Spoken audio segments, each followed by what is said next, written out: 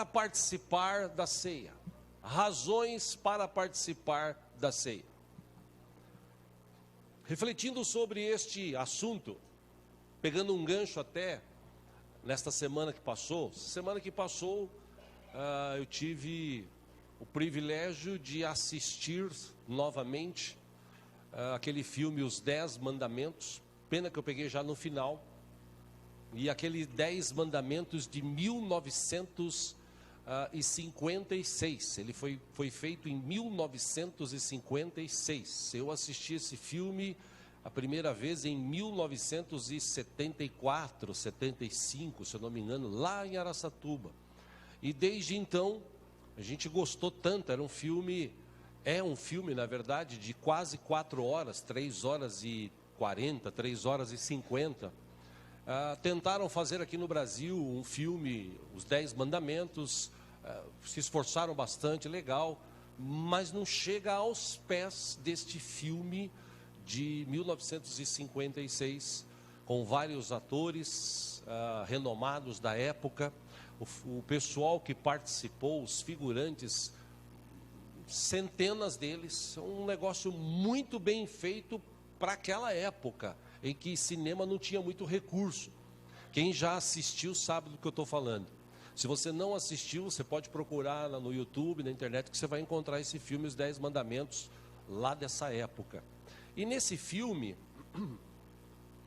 tirando alguns erros teológicos que tem dentro dele, é óbvio, para fazer um filme de 3 horas e meia, 3 horas e 40, você tem que colocar um monte de coisa para que ele possa dar o resultado final que eles desejavam.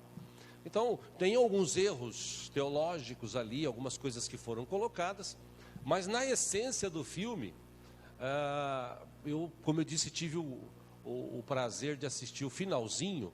Estava passando naquele Telecine Cult, que essa semana estava aberta, né? Então, por causa de estar aberta, sabe que é pobre, assiste quando está aberto, né? Estava aberto e eu peguei e assisti, né? Enfim. E quando eu comecei a ver a cena, eu peguei daí para frente, já faltava acho que meia hora, 40 minutos para acabar, da cena em que o povo está saindo do Egito. A cena que reúne centenas de milhares de pessoas, e essas pessoas, elas começam a buscar suas coisas, a reunir suas coisas, seus familiares.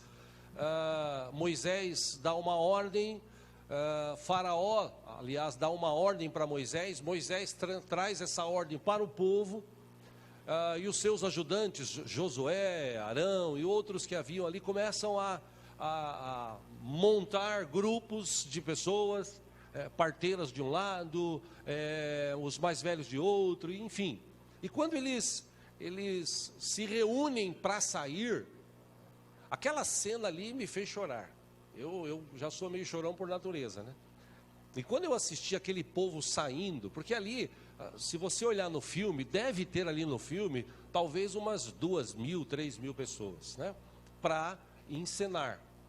Mas quando você olha aquilo e vê, lembra, lendo a Bíblia, que na época eram mais ou menos uns 2 milhões de pessoas.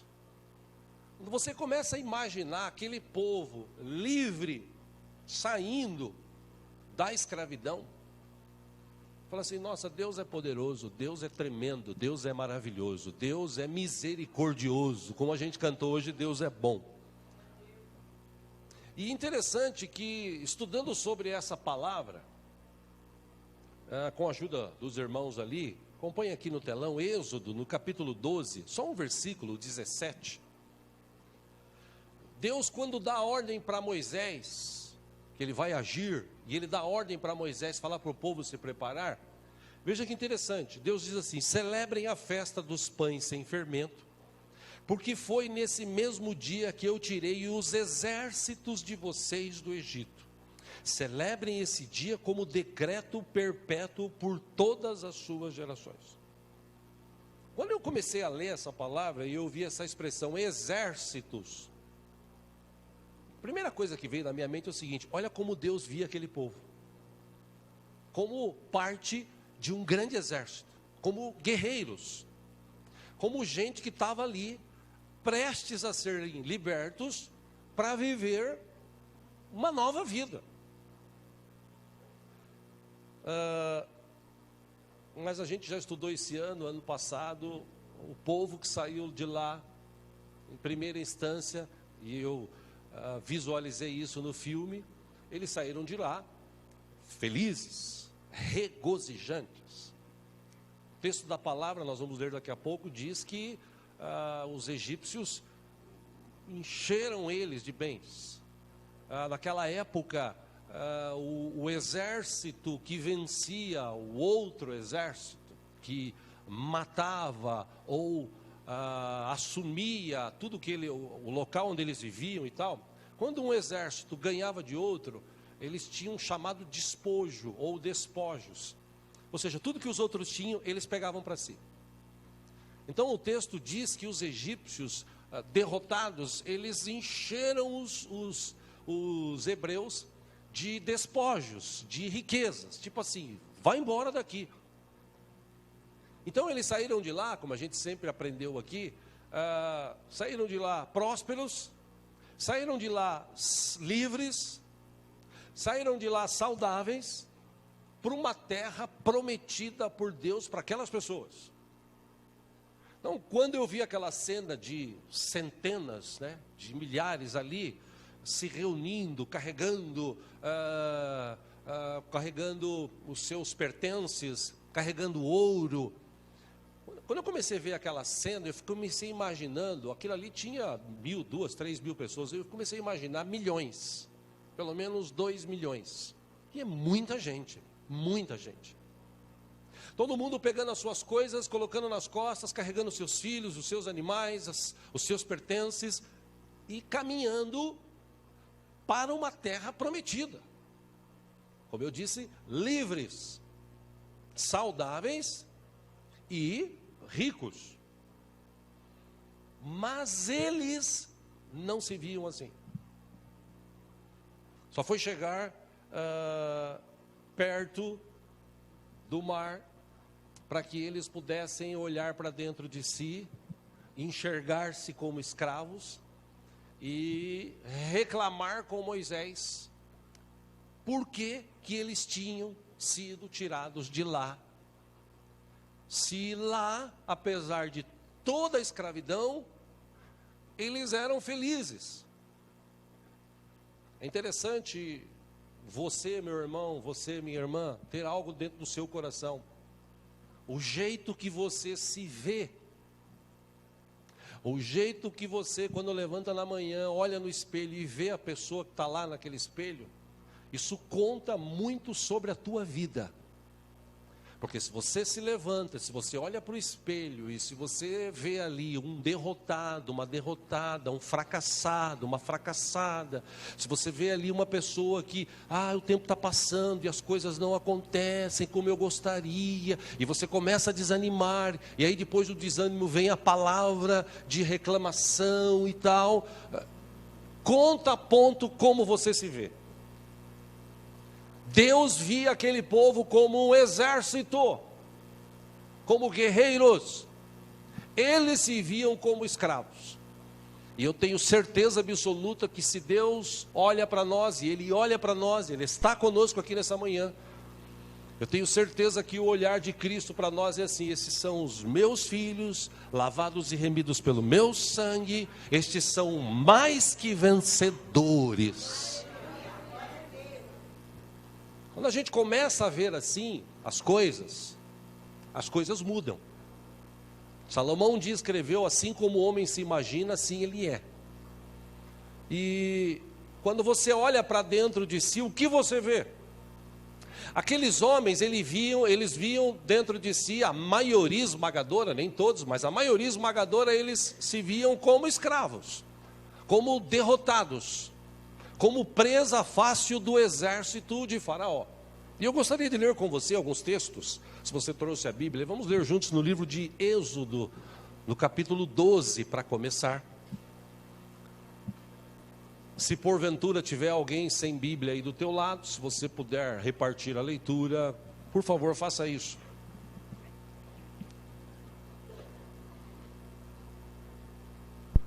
Êxodo, capítulo 12. Pastor, onde está Êxodo? Ou como alguns falavam no passado, Exodo. Abre Gênesis, depois vem Exodo, ou Êxodo, né, como queira. Uma vez eu estava numa igreja, o pregador falou isso, há muitos anos atrás, né? Abra no livro de Exodo, capítulo 12. Veja que interessante a narrativa da história. Versículo 31. Diz que naquela mesma noite o faraó mandou chamar Moisés e Arão e lhes disse: saiam imediatamente do meio do meu povo, vocês e os israelitas. Vão prestar culto ao Senhor, como vocês pediram. 32, leve os seus rebanhos, como tinham dito, e abençoem a mim também. 33, os egípcios pressionavam o povo para que se apressasse em sair do país, dizendo: todos nós morreremos. 34, então o povo tomou a massa do pão ainda sem fermento, e a carregou nos ombros das amassadeiras embrulhadas em suas roupas. 35, os israelitas obedeceram à ordem de Moisés e pediram aos egípcios objetos de prata e de ouro, bem como roupas. Versículo 36, o Senhor concedeu ao povo uma disposição favorável da parte do Egito, ou dos egípcios, de modo que lhes davam o que pediam. Assim eles despojaram os egípcios. Versículo 37, os israelitas foram de Ramassés até Sucote. Havia cerca de 600.000 homens a pé, além de mulheres e crianças. Por isso que chega assim no número de 2 milhões, 2 milhões e meio. Inclusive naquela época não tinha nem televisão, vocês imaginam, né? Os caras faziam filho mesmo. Vamos lá, 38. Grande multidão de estrangeiros de todo tipo seguiu com eles, além de grandes rebanhos, tanto de bois como de ovelhas e cabras. Por favor, agora Êxodo capítulo 13, a partir do versículo 5. Quando o Senhor os fizer entrar na terra dos cananeus, dos hititas, dos amorreus, dos heveus e dos jebuseus, terra que ele jurou aos seus antepassados que daria a vocês, terra onde manam leite e mel, vocês deverão celebrar esta cerimônia neste mesmo mês. 6, durante 7 dias, comam pão sem fermento, e no 7º dia façam uma festa dedicada ao Senhor. 7, comam pão sem fermento durante 7 dias. Não haja nada fermentado entre vocês, nem fermento algum dentro do seu território. Isso aqui tem uma explicação lógica, eu não tenho tempo para isso hoje. Versículo 8, numa outra mensagem, vamos entender. Nesse dia, cada um dirá a seu filho: assim faço pelo que o Senhor fez por mim quando saí do Egito. Versículo 9, isto lhe será como sinal em sua mão e memorial em sua testa, para que a lei do Senhor esteja em seus lábios. Por quê? Porque o Senhor o tirou do Egito com mão poderosa. Agora Êxodo capítulo 13, versículo 14. No futuro, quando seus filhos lhes perguntarem: o que significa isto, essa festa, essa comida? Diga-lhes: com mão poderosa o Senhor nos tirou do Egito, da terra da escravidão. Versículo 15, quando o faraó resistiu e recusou deixar-nos sair, o Senhor matou os primogênitos do Egito, tanto os de homens como os de animais. Por isso, sacrificamos ao Senhor os primeiros machos de todo o ventre e resgatamos os nossos primogênitos. 16, isto será como sinal em sua mão e símbolo em sua testa de que o Senhor nos tirou do Egito com mão poderosa. Versículo 17, quando o faraó deixou sair o povo, Deus não o guiou pela rota da terra dos filisteus, embora esse fosse o caminho mais curto. Poxa, e por quê? Veja que interessante, se eles se defrontarem com a guerra, talvez se arrependam e voltem para o Egito. Pausa.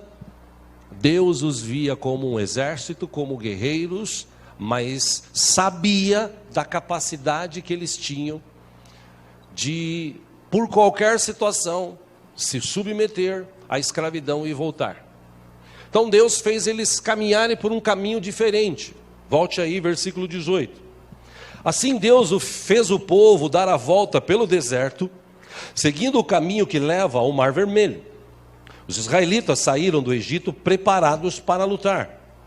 Versículo 19, Moisés levou os ossos de José, porque José havia feito os filhos de Israel prestarem um juramento quando disse: Deus certamente virá em auxílio de vocês. Levem então os meus ossos daqui. Versículo 20, os israelitas partiram de Sucote e acamparam em Etã, junto ao deserto.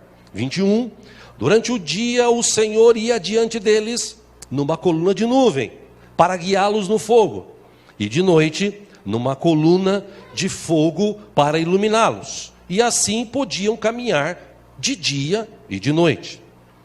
Versículo 22, a coluna de nuvem não se afastava do povo de dia, e nem a coluna do fogo ou de fogo de noite. Fala para a pessoa que está do seu lado: Deus não se afastava deles. Guarde isso no teu coração. Agora Êxodo 14, capítulo 14, versículo 10. Ao aproximar-se o faraó, os israelitas olharam e avistaram os egípcios que marcharam na direção deles. E aterrorizados, clamaram ao Senhor. Versículo 11, disseram a Moisés: foi por falta de túmulos no Egito que você nos trouxe para morrermos no deserto? O que você fez conosco, tirando-nos de lá? Versículo 12, veja: já lhe tínhamos dito no Egito, deixem-nos em paz. Na verdade, a maioria queria continuar escravo. Seremos escravos dos egípcios, antes ser escravos dos egípcios do que morrer no deserto. Versículo 13, Moisés respondeu ao povo: não tenham medo, fiquem firmes e vejam o livramento que o Senhor lhes trará hoje, porque vocês nunca mais verão os egípcios que hoje vêm. 14, o Senhor lutará por vocês, tão somente acalmem-se. Só até aí. Repito aqui, quando eu vi esse filme, novamente, a cena de travessia do mar é fantástica. Apesar de que para a época foi maravilhoso, hoje os efeitos especiais de cinema são muito mais avançados. Mas para a época, quando você vê Moisés, ou o ator representando Moisés, tocar, levantar as suas mãos e o mar se abrir, e o povo, e Deus manifesta-se numa coluna de fogo segurando o exército, e o povo começa a andar no meio daquele mar, parede de água de um lado, parede de água de outro lado, terra seca, e o povo caminhando. Imagina, irmãos, 2 milhões mais ou menos de pessoas caminhando num corredor. Quanto tempo deve ter levado isso? Pôde levar o tempo que levou. Deus estava ali, Deus estava controlando, Deus estava dono, senhor daquela situação, segurou o exército. Eles passaram para outra banda. Quando eles foram atrás do povo, e você também vê essa cena no filme, o exército de Faraó, no filme, claro, no filme, um dos soldados graduados de Faraó, ele diz assim: Senhor, o Deus deles é muito mais forte. E ele fala: mande o exército que entre, vá atrás, matem todos, traguem só Moisés, que eu quero Moisés aqui comigo.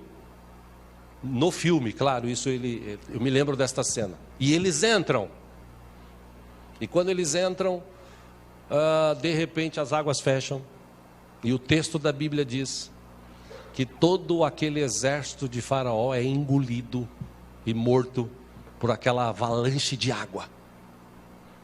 Do outro lado, a Bíblia diz que Miriam pega o seu tamborim, as mulheres pegam seus instrumentos, E eles começam a cantar, eles começam a adorar a Deus.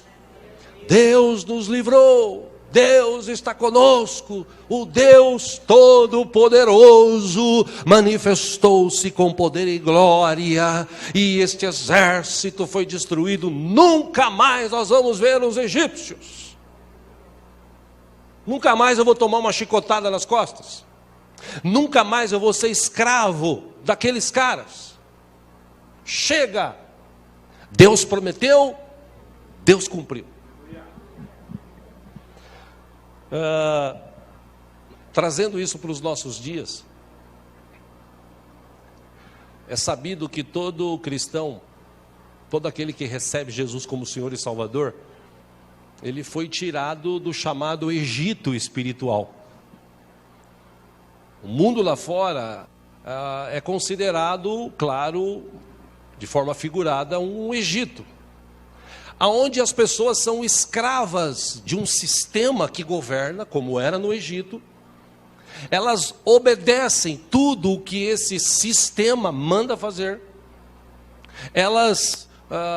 Para elas, a lei não é muito produtiva, a lei ela só é obedecida por alguns.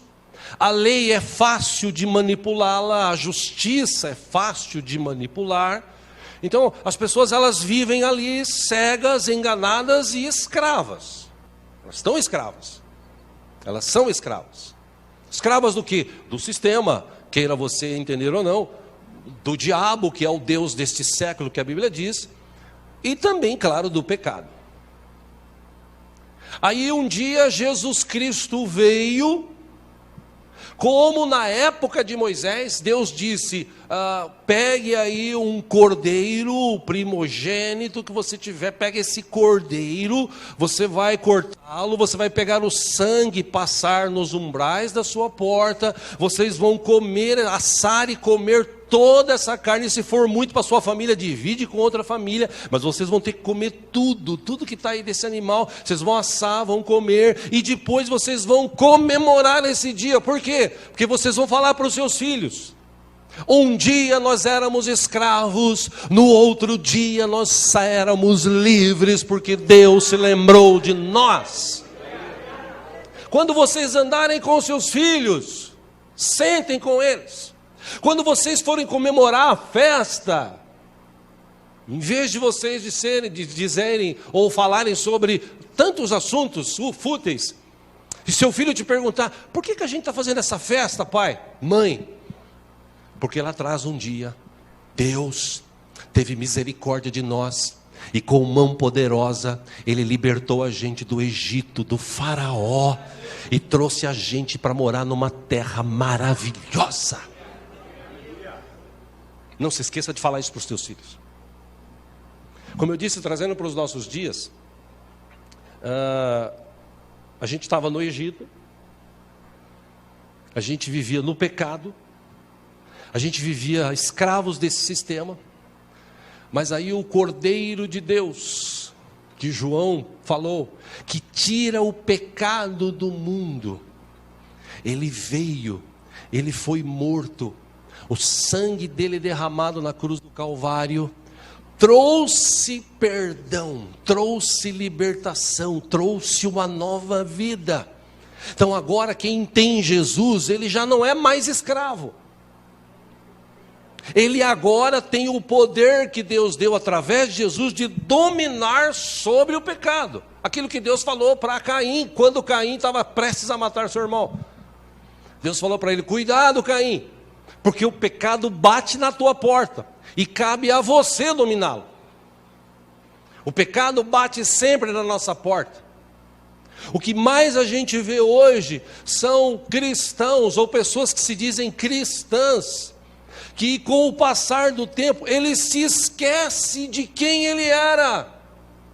Quem que nós éramos antes de Jesus? Sérios candidatos a viver no Egito, e do Egito para um lugar distante de Deus, para não falar inferno. Quem éramos nós antes de Jesus? Que esperança que a gente tinha? A gente vive escravo, alguns escravos de bebida, outros escravos de droga, outros escravos de sexo, de prostituição, outros escravos da imoralidade, escravos da mentira, escravos das falcatruas. Mas um dia Jesus veio e trouxe a sua luz, que entrou na vida do cristão e levou ele a entender: poxa, eu era assim, mas agora Jesus me tirou do lamaçal do pecado, me colocou num caminho para a terra prometida. Porque nós estamos de passagem aqui nessa terra. Não adianta você querer juntar muita coisa aqui, porque tudo que você juntar vai ficar aí. O que você tem que entender é como Paulo escrevendo aos Colossenses, ele disse: irmãos, pensem nas coisas que são do alto, aonde Jesus Cristo está sentado ao lado de Deus. Pense nas coisas do alto. Mas o que mais a gente vê hoje são cristãos que pensam nas coisas do mundo. Aí igrejas especializadas, ou igrejas que se especializaram em fazer as pessoas ter as coisas do mundo. Você quer ficar rico? Faz um sacrifício. Você quer ficar famoso? Faz isso. Você quer ter um monte de bens? Poxa, Deus vai te dar. Faz isso, faz aquilo. Falta de entendimento. E é por isso que a gente tem hoje no Brasil 20 milhões, pelo menos 20 milhões de desviados. Por quê?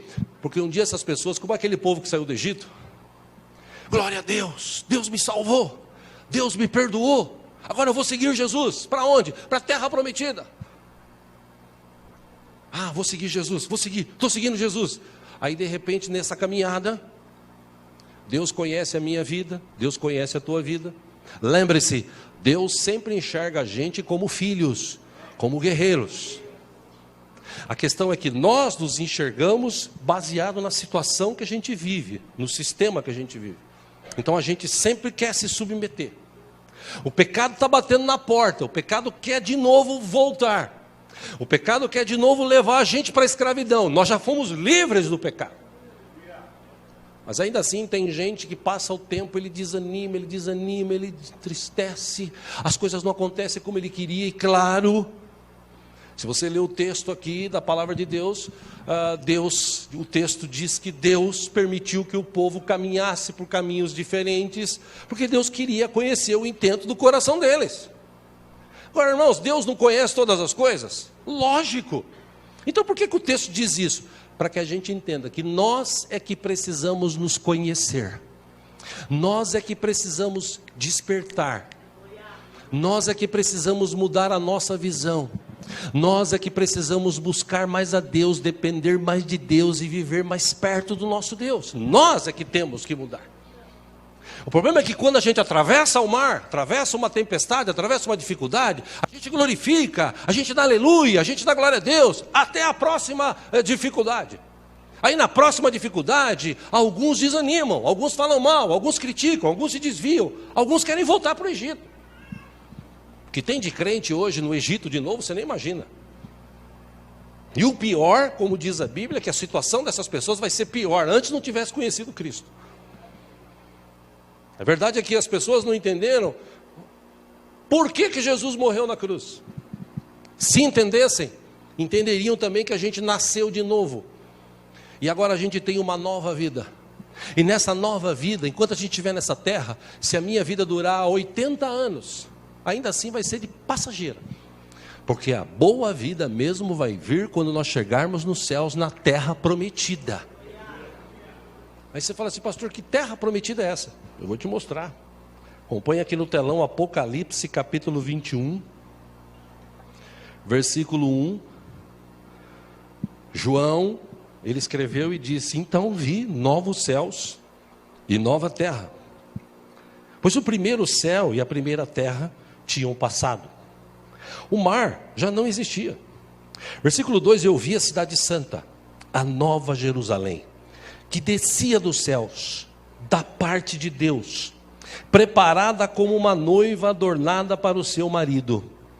Versículo 3: ouvi uma forte voz que vinha do trono e dizia: agora o tabernáculo de Deus está com os homens, com os quais ele viverá. Eles serão os seus povos, o próprio Deus estará com eles e será o seu Deus. Versículo 4, ele enxugará dos seus olhos toda lágrima. Não haverá mais morte, nem tristeza, nem choro, nem dor, pois a antiga ordem já passou. Versículo 5, aquele que estava assentado no trono disse: estou fazendo novas todas as coisas, aleluia. E acrescentou: escreva isto, pois estas palavras são verdadeiras e dignas de confiança. Apocalipse capítulo 21, versículo 22, ele disse: não vi templo algum na cidade, pois o Senhor Deus Todo-Poderoso e o Cordeiro são o seu templo. 23, a cidade não precisa de sol, nem de lua, para brilharem sobre ela, pois a glória de Deus a ilumina, e o Cordeiro é sua candeia. Versículo 24, as nações andarão em sua luz, os reis da terra lhe trarão a sua glória. Versículo 25, suas portas jamais se fecharão de dia, pois ali não haverá noite, aleluia. 26, a glória e a honra das nações lhe serão trazidas. 27, nela jamais entrará algo impuro, nem ninguém que pratique o que é vergonhoso ou enganoso, mas unicamente aqueles cujos nomes estão escritos no livro da vida do Cordeiro. Apocalipse 22, versículo 1, então um anjo me mostrou o rio da água da vida, claro como cristal, e fluía do trono de Deus e do Cordeiro, no meio da rua principal da cidade. De cada lado do rio estava a árvore da vida, que frutificava 12 vezes por ano, uma por mês. As folhas da árvore servem para a cura das nações. Já não haverá maldição nenhuma. O trono de Deus e do Cordeiro estará na cidade, e os seus servos o servirão. Versículo 4, eles verão a sua face, e o seu nome estará em suas testas. 5, não haverá mais noite. Eles não precisarão de luz de candeia, nem de luz de sol, pois o Senhor Deus os iluminará, e eles reinarão para todo sempre. Versículo 6, o anjo me disse: estas palavras são dignas de confiança e verdadeiras. O Senhor, o Deus do Espírito ou dos Espíritos dos profetas, enviou o seu anjo para mostrar aos seus servos as coisas que em breve hão de acontecer. É esse lugar que aqueles que permanecerem firmes, que tiverem o seu nome escrito no livro da vida, vão viver eternamente na presença de Deus nosso Pai. Então eu quero te fazer entender o quê? Por que aquelas pessoas que saíram livres, abençoadas, lá do Egito, no meio do caminho, sabendo que Deus estava com eles, numa coluna de fogo à noite, numa nuvem durante o dia. O texto nós lemos diz isso, Deus não se afastava deles, Deus estava sempre com eles. Como é que pessoas que vendo, por isso que Jesus disse que nós somos bem-aventurados, ou bem-aventurados são aqueles que não me viram, mas creram, e eu creio que Jesus está comigo, está contigo, está aqui hoje. Agora, como é que a pessoa vê a coluna de fogo à noite aquecendo? Porque no deserto muito frio, de noite provavelmente ela aquecia e iluminava. Durante o dia muito calor, sol quente, a nuvem vinha e dava aquela sombrinha. Ou seja, eles olhavam para o céu, eles viam uma nuvem, viam uma coluna de fogo, sabiam que Deus estava com eles. Mas mesmo assim, a maioria esmagadora deles tinha uma mentalidade de escravos. E eles queriam voltar para o Egito. Trazendo para os nossos dias, Jesus Cristo nos tirou do Egito, do mundo, nos colocou no lugar de honra, que aqui é um lugar de honra. Aqui em todas as igrejas que professam o nome de Jesus Cristo como Senhor, é um lugar de honra. Não é para qualquer um, é só para aqueles que foram lavados e remidos do sangue de Jesus. Como é que é a condição dessa pessoa? Ele era escravo, agora ele está livre. Amém? Amém? Ele tinha uma condição espiritual de mente presa, agora ele tem a mente de Cristo, pelo menos deveria ter. Se ele não era saudável, agora é para ser saudável. Porque Deus não quer que eu e você ficamos ou venhamos a ficar enfermos. Isso não é de Deus. A gente fica enfermo ou porque nós temos problemas dentro da nossa mente e os problemas que nós criamos, as raízes de amargura, as raízes de sofrimento, geram enfermidades no corpo, ou antes de aceitar Jesus, de receber Jesus, as pessoas bebiam muito, as pessoas se prostituíam muito, e agora a conta chegou. Mas mesmo a conta chegando agora, você já está livre, o teu nome está escrito no livro da vida, os teus pecados foram perdoados, e se você sair dessa para melhor, hoje, amanhã, daqui tantos anos, e permanecer firme, você vai morar na eternidade, na Nova Jerusalém, que está escrito aqui. E com um adendo, Jesus Cristo em Mateus 28:20, ele disse o quê? Eu estarei convosco todos os dias, até a consumação dos séculos. Amém, irmãos? Lembra aí, coloca na tua mente aí, começa a pensar, poxa, a Bíblia diz que eu sou mais que vencedor, porque Cristo me deu a vitória na cruz do Calvário. Como é que Deus vê você, irmão, irmã?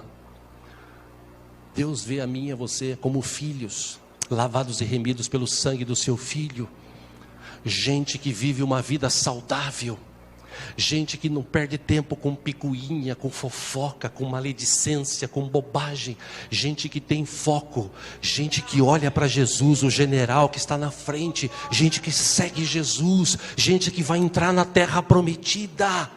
Mas enquanto nós estivermos aqui, Ele vai estar conosco toda hora, todo tempo, todo minuto. Ele está conosco. Eu não preciso de uma coluna de fogo, eu não preciso de uma nuvem. Eu sei e creio que Ele está comigo todo o tempo. Amém? Você crê assim? Amém. Então, agora eu vou começar a pregar, depois que você entendeu tudo isso. Pode ser ou não? Por que comemorar a Páscoa? Por que comemorar a ceia? Por que existe ceia? Vamos ler junto aí, Mateus capítulo 26. Deus é bom.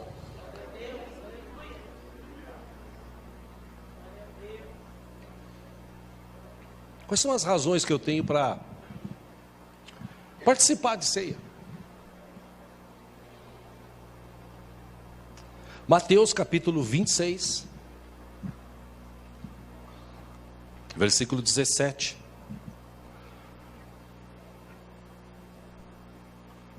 No primeiro dia da festa dos pães sem fermento, até Jesus, e até hoje, eles ainda comemoram essa festa lá. No primeiro dia da festa dos pães sem fermento, essa festa trazia a memória deles, a Páscoa, palavra trazida para o português, passagem do Egito para a terra prometida, passagem da escravidão para a liberdade. Então eles comemoravam a Páscoa, que era essa festa de pães sem fermento. Os discípulos dirigiram-se a Jesus e lhe perguntaram: onde queres que preparemos a refeição da Páscoa? Versículo 18.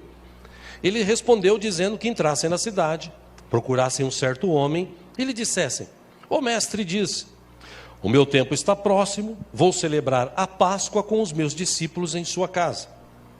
19, os discípulos fizeram como Jesus os havia instruído e prepararam a Páscoa. Versículo 20, ao anoitecer, Jesus estava reclinado à mesa com os 12. 21, enquanto estavam comendo, ele disse: digo-lhes que certamente um de vocês me trairá. 22, eles ficaram muito tristes e começaram a dizer-lhe um após outro: com certeza não sou eu, Senhor.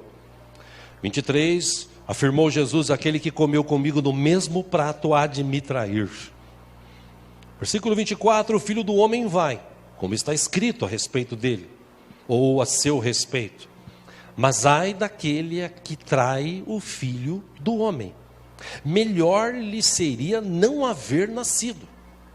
25, então Judas, que haveria de traí-lo, disse: com certeza não sou eu, mestre. Jesus afirmou: sim, é você. Numa tradução paralela e desse texto no grego, ele quis dizer assim, sim, você está dizendo.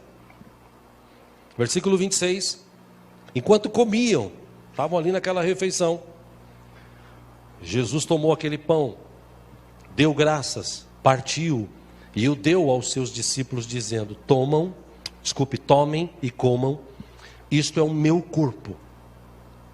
Versículo 27, em seguida tomou o cálice, deu graças e o ofereceu aos discípulos dizendo, bebam dele todos vocês.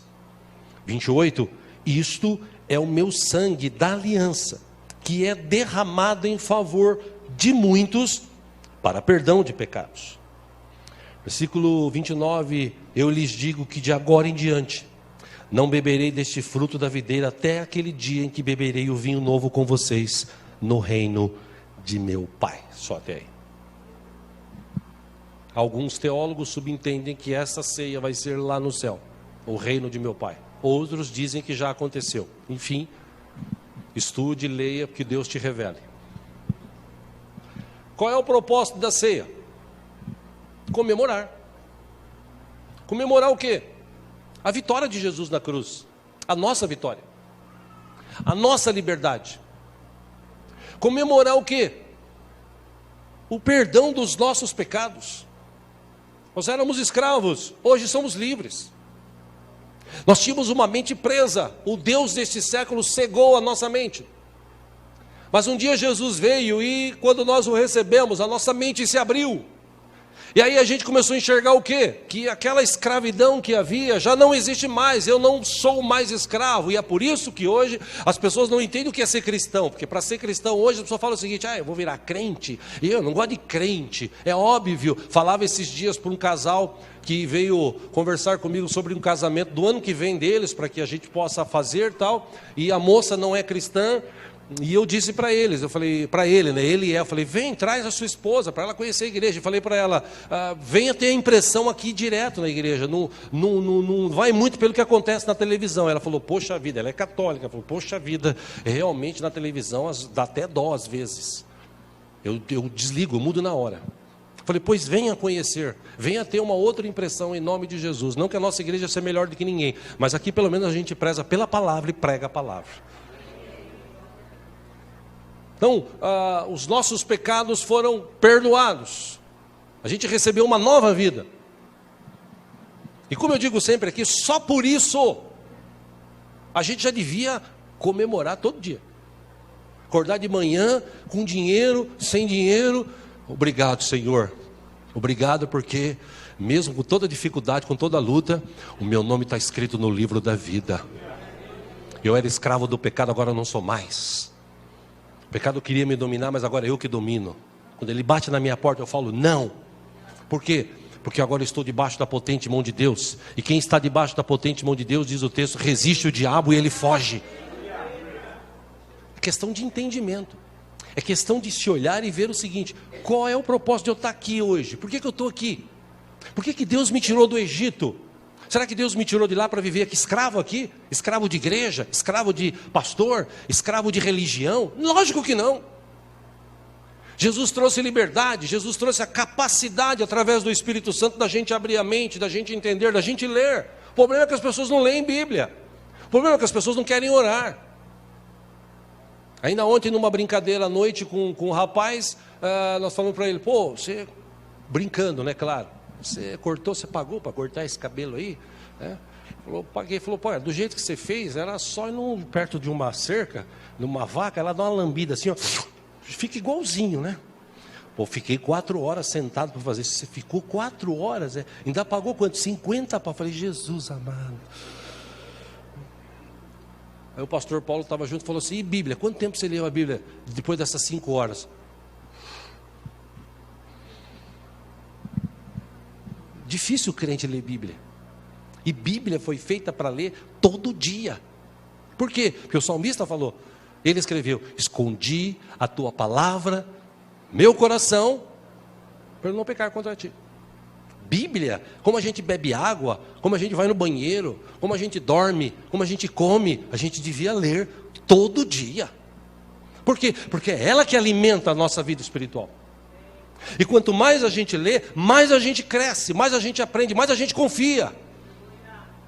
O problema é que, como aquele povo que saiu do Egito, eles saíram do Egito, Deus olhava para eles como guerreiros, eles se olhavam como escravos, eles queriam voltar no meio do caminho. E está cheio de crente hoje dentro da igreja, que ele não olha para Jesus, que ele não olha para a Nova Jerusalém, que ele não olha para as promessas de Deus, ele quer resultados práticos, rápidos. E como não acontece, ele quer voltar para o Egito, está cheio de gente voltando para o Egito. Porque não entende o sacrifício de Cristo. Sabe, irmãos, por que a gente comemora a ceia? Por que o povo comemorava a Páscoa? Eles comemoravam a Páscoa porque Deus falou para eles o seguinte: vocês vão comer esse pão sem fermento, para vocês lembrarem. Vocês estavam saindo de lá do Egito, e não deu tempo de preparar o pão, eles estavam sem fermento lá, eles pegaram o pão do jeito que estava e levaram. Então agora que vocês estão com esse pão sem fermento, agora que vocês sacrificaram o cordeiro, agora que vocês passaram o sangue dele nos umbrais, agora que vocês assaram e comeram tudo, vocês vão embora. De que forma vocês vão embora? Livres, saudáveis e ricos. Eles falam assim: pastor, mas eu aceitei Jesus e eu não sou rico. É porque na cabeça das pessoas, rico é aquele que tem muito dinheiro. E está cheio de gente que tem muito dinheiro, mas é pobre. Pobre de espírito, pobre de relacionamento.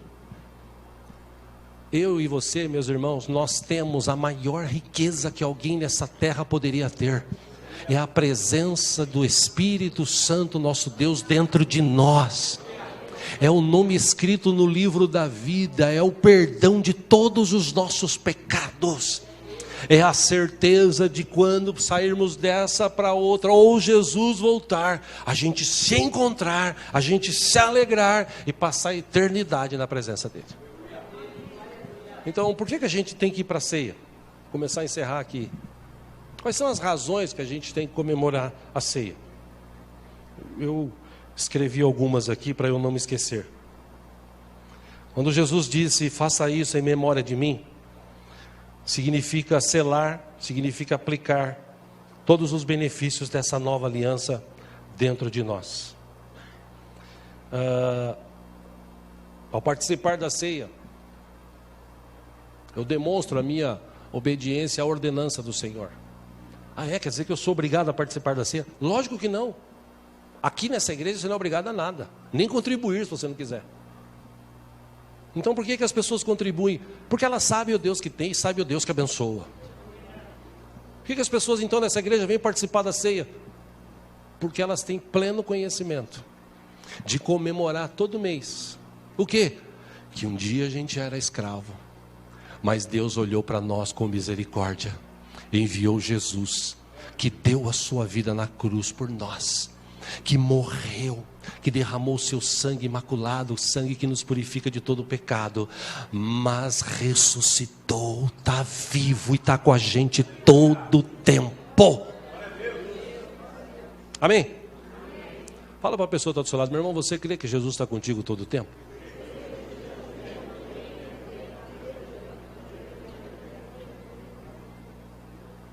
Quando eu participo da ceia, uma das razões de eu participar da ceia é porque eu respeito, eu tenho entendimento e respeito por que Jesus morreu por mim na cruz do Calvário.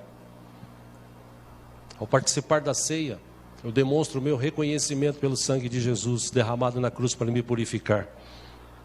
Ao participar da ceia, eu demonstro que eu tenho comunhão com os meus irmãos. Como digo sempre aqui, a gente está tudo no mesmo barco. Todos pecaram, todo mundo cometeu erro. Ou será que tem algum santo aí? Pelo menos eu não estou vendo nenhuma auréola na cabeça aí, mas se tiver, fala. Que todos pecaram.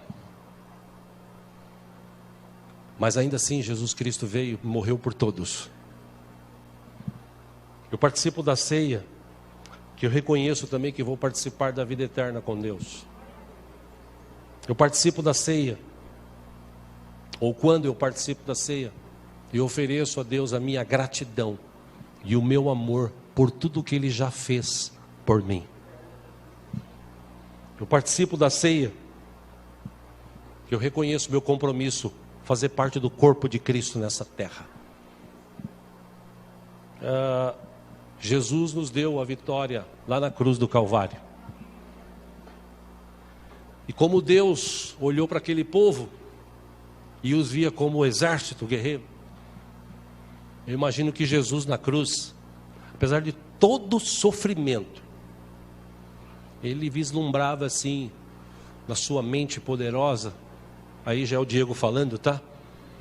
Mas eu imagino que Jesus vislumbrava assim, 2019, setembro, numa manhã de domingo, várias pessoas lavadas e remidas por seu sangue. Eu acho que é por isso que ele segurou até o fim e foi até o fim. Mas como o cristão vive hoje? Escravo, pesado e preso. Como ele nos via? Livres, leves e soltos. A gente precisa acordar, irmãos. Jesus Cristo está com a gente todo o tempo. Como disse Paulo, estas leves e momentâneas situações que a gente passa, como o mar. Se o mar não abrir, a gente vai por cima. Jesus está com a gente. A verdade é que muita gente está querendo voltar para o Egito, desistir. E a Bíblia também diz que Deus não se agrada desse tipo de pessoa.